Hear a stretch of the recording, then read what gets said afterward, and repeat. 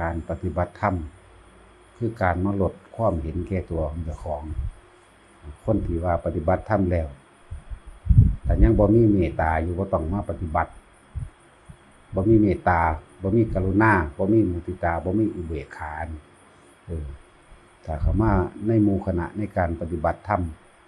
ถ้าขาดสิ่งเหล่านี้ออกไปคือว่าบาปหนักกว่าเก่าอีกเพราะมันสิบ่รู้ตัวเองในความเห็นแก่ตัวมันสิบ่รู้ตัวเองในความเอาความคิดเห็นกับของเป็นใหญ่อัตตาตัวตนเป็นใหญ่ศิลปัตตุปาทานเอาสิ่งที่เคยได้เฮ็ดได้ยินได้ฟังเคยเฮ็ดมาเป็นใหญ่มายืนยันมาตัดสินผู้นั้นผู้นี้เอาความพอใจของเจ้าของเป็นใหญ่นี่มันสิบ่ทันตัวนี้มันเลยบาปหนักกว่าเก่าจักเพราะบางคนบ่แน่อาจมีโสดาบันสกิทาคาอยู่ในนี้ก็ได้บ่แม่นของง่ายๆปานใดเด้หนักกว่าเก่าฉะนั้นปฏิบัติธรรมแล้วต้องมีเมตตาต้องรู้จักรักผู้อื่นเสมอตนรักตนเสมอด้วยผู้อื่นเด้ให้มันออกจากความรู้สึกของเจ้าของจริงๆเลยพุ่นเด้บ่แม่นแค่เอาแต่หลักการเอาความคิดเห็นเจ้าของมาเว้าเพื่อให้คนอื่นมาเคารพนับถือเจ้าของบ่แม่นแบบนั้นเด้ให้ฟังความเจ้าของบ่แม่นแบบนั้นแต่ละคนฟังไว้โลดว่าถ้าปฏิบัติธรรมแล้วต้องลดอัตตาลดตัวตนแล้วต้องมีความอดทนต่อหมู่คณะพร้อมหลายๆอย่างคือมีความอดทนต้องมีความเพียรในความพยายามที่สิละอกุศลที่มันกำลังเกิดให้ได้เอิ้นว่านี่แหละเอิ้นว่าสัมมาประธาน4อกุศลที่กำลังเกิดนี่อย่าให้มันเกิดขึ้นได้มากจึงบอกว่ามีความเพียรพยายามที่จะละถ้ากุศลที่เกิดแล้วเพียรพยายามให้ทำให้มากขึ้นอะไรทั้งว่าให้ทุกคนให้ตระหนักในตัวนี้แต่ว่าละอัตตาตัวตนบ่ได้ ว่าเน้นแต่ยังบอกว่าแต่ละคนอยู่น้ำกันให้มันเป็นคือแขนขาอวัยวะของเจ้าของเอง ให้มันถึงขั้นเป็นความรู้สึกเดียวกันได้ถ้าเกิดว่ามีคนพิการมาอยู่เฮาสิรังเกียจความพิการของเขาบ่เมตตามันมีอยู่บ่หรือมีแต่คำเว้าขอบุญนี้จงถึงแด่สรรพสัตว์ทั้งหลายไม่มีที่สุดไม่มีประมาณหรือเขาเฮาร่วมเบิดเด้ร่วมเบิดเลยแต่ข้าว่าเมตตาแล้วก็คือสงสารผู้อื่นคือสงสารเจ้าของแต่ของเองก็ยังมีความปรารถนาอยากมีความสุขบ่อยากมีผู้ใดมาถึงรังแกบ่อยากมีผู้ใดมาเว้ามาว่านั่นอันนี้เป็นหลักในการดำเนินชีวิตของโลกเลยนี่เมตตากรุณามุทิตาอุเบกขานั่นแหละสงสารซึ่งกันและกันว่าทุกคนเกิดมาเป็นเพื่อนทุกเกิดแก่เจ็บตายด้วยกันทั้งหมดทั้งสิ้นปรารถนาสุขอันเดียวกันกรุณาคือการไปช่วยเหลือจังซี่นะแต่ว่ามีคนพิการมาจังซี่เฮากะเฮ็ดน้ำเขานั่นแหละมันต้องลดโตลงมาเด้มันต้องสิเป็นไปลดโตลงมาบ่แม่นถือโตเด้ลดอัตตาลดตัวตนลดความคิดเห็นลงมา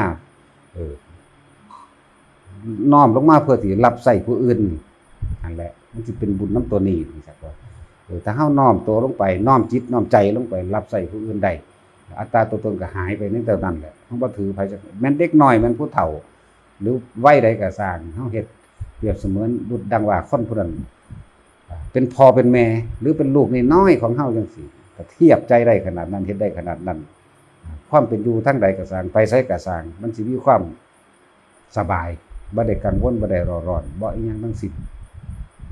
หมายถึงว่าถ้าปฏิบัติธรรมแล้วขอให้คำว่าเมตตาให้มันคือฮักเจ้าของนี่แหละมันเป็นดุจดังแขนขาอวัยวะของเจ้าของเองเมตตากรุณาคือการช่วยเหลือซึ่งกันและกันบ่แม่นให้ซ้ำเติมเวลาผู้นั้นผู้นี้ผิดจริงมันบ่มีไผอยากผิดจักคนนะบ่มีแต่คนอยากดีเบิดนั่นแหละยังก็ดีสมมุติว่ามีคนพิการมาอยู่นำเฮาจริงๆเอาเด้แม่นได้ว่าเฮาบ่เอาแต่สิมารังเกียจคนพิการบ่รังเกียจคนเฒ่าคนแก่หรือรังเกียจเด็กน้อยที่บ่จักหยังบ่แม่นแนวนั้นก็ต้องฝึกหัดเขาตัวถ้าว่าเมตตาให้วิชาให้ความรู้ให้คำแนะนำและบุคคลที่สิสอนผู้อื่นเลยว่าบอกผู้อื่นได้นั่นเจ้าของต้องเป็นได้ซะก่อนเด้ฝึกตนดีแล้วจึงฝึกผู้อื่นได้เด้จังแม่นที่มาเว้าอยู่นี่มันน้อมลงมามันสิรับใช้เด้บ่แม่นว่าเฮามาใหญ่เด้เฮามารับใช้ผู้อื่นพระนิพพานมันเห็นแจ้งเต็มตาแล้วล่ะก็เลยเกิดความคิดว่าเฮ็ดจังได๋ผู้คนทั้งเบิดอยู่ในนี่สิเห็นได้ เฮ็ดจังไดสัตว์ทั้งหลายแม้แต่หมูหมากะไก่เฮาก็อยากให้มันไปนิพพานทั้งเบิดนั่นล่ะขนาดนั้นแหละว่าอดอดโดยบ่ต้องอดเพราะว่าหยังความซึมซับอยู่ในความเมตตาที่มันอยู่ฝังอยู่ทางในมันเลยแล้วซะโดยซ้ำไปทนโดยไม่ต้องทนจากก่อนเลยว่ามันเลยเป็นมันเลยตัวนั้นไปอีกแล้วนั่นแหละกรุณาคือกันนี่แหละตัวนี้แหละบัดยังความกรุณาให้เกิดประโยชน์แก่หมู่สรรพสัตว์ทั้งหลายเอาเบิดคือเบิ่งแหน่คนมาไล่มาตีมาด่ามาข่าเฮาก็เสยแหน่มันมีอุเบกขาบ่ล่ะเฮาก็เสยบ่ต้องการไปต่อสู้กับไผมันคืออยู่ได้อยู่ขนาดนั้นแหละ เราถ้าปฏิบัติธรรมแล้วให้นึกถึงความลดอัตตาตัวตนลดลงมาในสิ่งที่เคยได้ยินได้ฟังหนึ่งก็คือศีลพุทธปาทานเคยได้ยินได้ฟังมาจังซี่เคยแล้วอีกยังเคยเฮ็ดมาจังซี่เคยเป็นมาจังซี่ก็เลยเอามาอยากให้หมู่อื่นคนอื่นเป็นดังที่เจ้าของคิดเลิกแนวบ่นี้นะถ้าเลิกบ่ได้ก็คือมันบ่ไปถึงไหนมันบาปกว่าเก่าซะโดยซ้ำไปปฏิบัติธรรมแล้วบ่เข้าใจคำว่าเมตตาแล้วทำความรู้สึกเช่นนั้นบ่ได้บ่มีกรุณาซอยเหลือนั่นนี่คนบ่เป็นแล้วบ่มีมุทิตาในความยินดีพอใจในสิ่งที่เขาได้ดีนี่แล้วก็บ่มีอุเบกขาอีกจังซี่เลิกไปอยู่นำบ้านๆสิบ่บาปยิ่งกว่าในวัดอีกว่าทุกคนที่มาปฏิบัติธรรมวัดใดก็สร้างวัดอยู่เมืองใดก็สร้างนั่นดอกถ้าบ่อาจสามารถที่ทำจิตแบบนี้ได้มันบาปนักกว่าเก่าซะเลยซ้ำไปพอไปเฮ็ดคนบริสุทธิ์ก็มีบริสุทธิ์ในระดับศีลบริสุทธิ์ในระดับเป็นผู้ทรงฌานบริสุทธิ์ในระดับสกิทาคามีหรือโสดาบันจังซี่ก็มีเด้พวกฟังอยู่นี่ก็คือกันถ้าใจเจ้าของบ่โน้มบ่น้อมบ่อ่อนลงจังซี่เศร้าให้เลิกออกบ่ต้องไปมันบาปหนักยิ่งกว่าอยู่ทางบ้านอีกอยู่ทางบ้านยังว่ามันตัณหาเสมอกันความอยากเสมอกันเห็นแก่ตัวเสมอกันแล้วคนที่เขามาปฏิบัติธรรมแท้ๆมันลดหย่อนผ่อนลงต่างกันเด้บัดนี้ความบริสุทธิ์ของแต่ละคนบริสุทธิ์โดยศีลก็มีบริสุทธิ์โดยการละกิเลสก็มีเด้บัดนี้ว่าต่างกันเด้สั่นแล้วว่าบอกให้แต่ละคนทุกหม่องเลยทุกหม่องเฮาบ่ได้ไปถือธรรมเนียมโดยศีลพุทธุปามาสต์ว่าก็ได้ยินได้ฟังมาหรือว่าหม่องใดก็มีเบิดนั่นแหละจังซี่เฮาบ่อยากให้มีอยู่หม่องใดก็สร้างในโลกนี่บ่ได้ว่าแต่อยู่นี่บอกให้ทุกๆคนลดลงมาคิดถึงพระนิพพานมันถิ่มทุกอย่างเด้เนาะจังสิไปได้พระนิพพานบ่มีหยังจักอย่างในความสิเข้าไปยึดมั่นถือมั่นก็ยังว่ามันบ่มีเกิดมันบ่มีดับถ้าถึงขั้นว่าบ่มีเกิดบ่มีดับได้แล้วบ่มีอดีตบ่มีอนาคตได้แล้วธรรมชาติมันเป็นของมันจังสั่นต้องถิ่มออกให้เบิดโดยธรรมชาติถิ่มมันไปกับธรรมชาติของความเป็นเช่นนั้นของมันเองผู้ใดเข้าถึงคำว่าความเป็นเช่นนั้นเองเนี่ยมันก็จบละมันสิบ่ดึงหยังเข้ามาเลยจักอย่างมีแต่สิ่งนี้มีสิ่งนี้จึงมีสิ่งนี้ควรสิ่งนี้ไม่ควรมันสิไหลไปตามของนั้นของมันเองโดยบ่มีการดึงเข้ามาให้เป็นไปได้ดังใจตัวเองให้เป็นไปดังที่ความพอใจที่เราอยากให้เป็นบ่ต้องดึงเข้ามาให้มันเป็นดังที่เราเคยได้ยินได้ฟังได้เห็นและเคยได้กระทำมาให้เป็นไปดังใจเจ้าของเองนั่นแหละอัตตาตัวตนก็มีมาจังซั่นละออกพยายามรู้มันทันแต่มันยังบ่ทันแต่ว่าข่มเอาไว้ต้องมีความอดทนทนบ่ได้ต้องมีความเพียรอีกหาวิธีหนีออกจากเหตุการณ์นี้ก่อนไว้จังซั่นจังซี่กันดิจังซี่แล้วว่าแม่นว่าเฮาสิให้มันได้ดังใจไปเสียทุกอย่างจึงบอกว่าถ้าผู้ใดเข้าใจคำว่าธรรมชาติมันก็เป็นของมันจังซั่นล่ะสิบ่มีปัญหาจักอย่างเลยอยู่ไสก็ได้ตายยามใดก็ตามความเป็นและความตายบ่แม่นความยินดีความเป็นและความตายนี่เฮาบ่ได้ยินดีเป็นก็บ่ยินดีตายก็บ่ได้ยินดีมันเหนือยังตั้งแต่ร่างกายได้รับผิดชอบกันซื่อๆคล้ายๆกับคนรอเวลาเลิกงานเท่านั้นแหละเลิกงานคือตายเรียกว่าแต่ว่ายังพูดเจ้านี่ว่าคู่แดง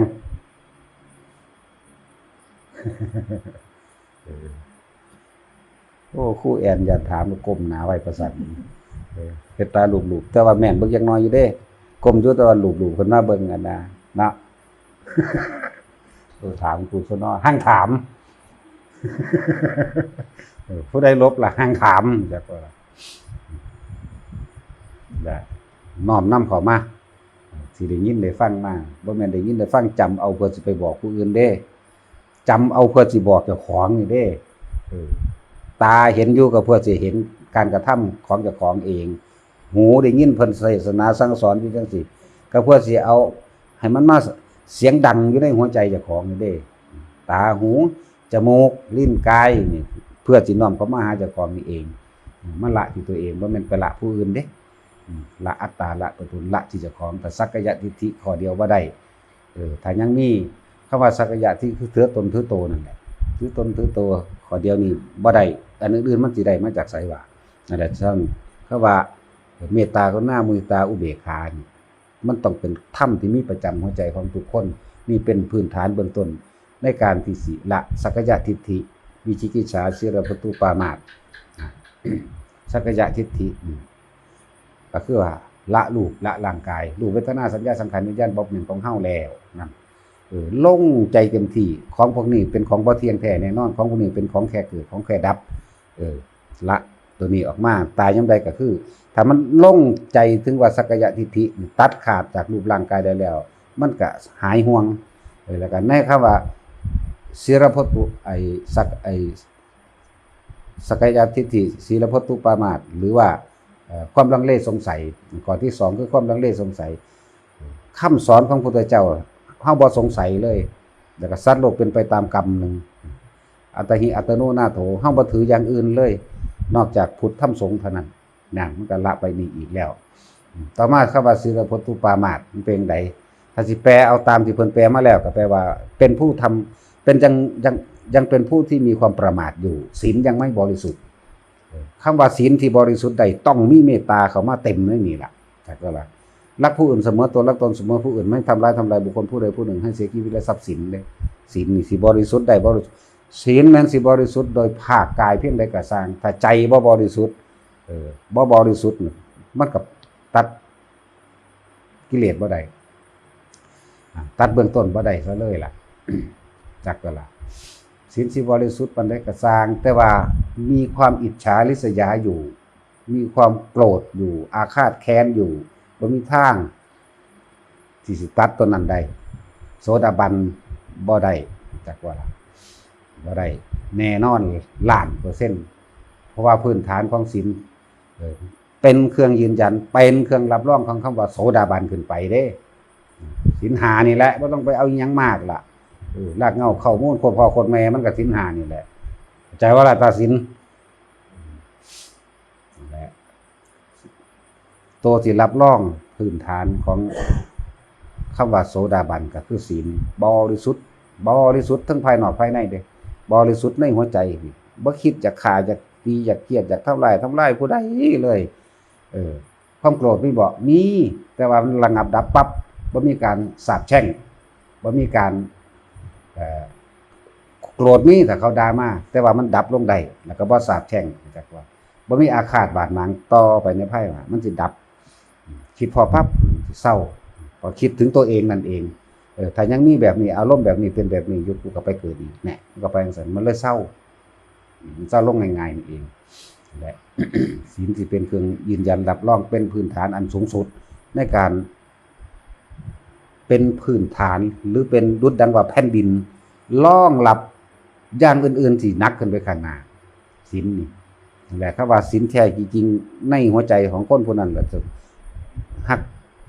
อย่างว่านั่นแหละรักผู้อื่นเสมอตนรักตนเสมอผู้อื่นนะแต่มีความรักมีความปรารถนาหวังดีกับปึ๊ดทุกคนเลย